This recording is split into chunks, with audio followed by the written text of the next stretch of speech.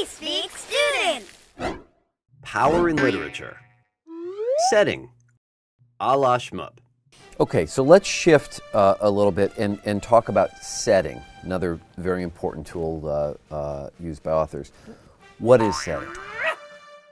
Setting is basically everything. It's the backdrop of the story. That can be the historical context, both time and place.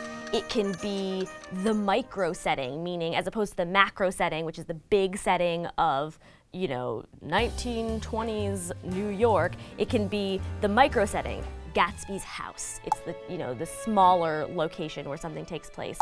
And setting can also be kind of a mental state. If there's a story that takes place completely in someone's mind, that is the setting, like their schizophrenic mind or whatever the case is. But yes, setting is basically the context and the backdrop for the story. How should we assess the story or setting in its context? One of the main things we learn from The Great Gatsby about the 1920s is that alcohol was illegal. And it was everywhere, and we kind of see this Prohibition era, crazy party life happening. And this is something that, maybe we didn't learn about in 7th or 8th grade history, and then we come and we read this book for the first time in 9th grade, and we're like, wait, what's the big deal? These people are all over 21, and then it's like, oh, alcohol was illegal. And then we learn this, whole new historical concept. So you don't just have to know about the literature, you have to know about the history too, and you can't have one without the other. So historical setting is hugely important in all literature. How does setting convey the author's message? So we have kind of the macro setting, again, that means the bigger backdrop setting in the Hunger Games, which is post-apocalyptic North America. Come with me if you want to live. We are in the same place that we live right now, but however many years in the future, once there's been nuclear war and everything's gone to what. But we also have these micro settings. For example, the Capitol, everyone's just dressed up to the nines and they have crazy outfits and makeup and all this insane stuff. And then you have District 13 where everything is just dreary, dark. The reason that District 13 is like that is because it's a mining town. So there happen to be mines in District 13, and that dictates what the setting is. So those are two very distinct micro settings within one larger macro setting. Got it, makes sense. Well, so apply the same logic to a couple of other books, Catcher in the Rye, Twilight, maybe To Kill a Mockingbird. Yeah, sure.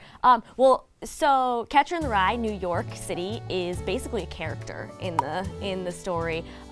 Everything that happens to Holden happens because he's in New York City. We think about Central Park and just kind of him being on buses and public transportation. This isn't stuff that necessarily happens in other locations. Sometimes the setting can be so powerful that it becomes a character in itself. You mentioned Twilight, Forks, Washington. It takes place up there because it's dark, there's no sun, the vampires can live without being exposed. Imagine if it had taken place in LA, it would have ended 2 pages in. To Kill a Mockingbird takes place, in pre-civil rights America, and we kind of see this tension where Scout sees what's happening, and African Americans are treated terribly, and she kind of doesn't get it.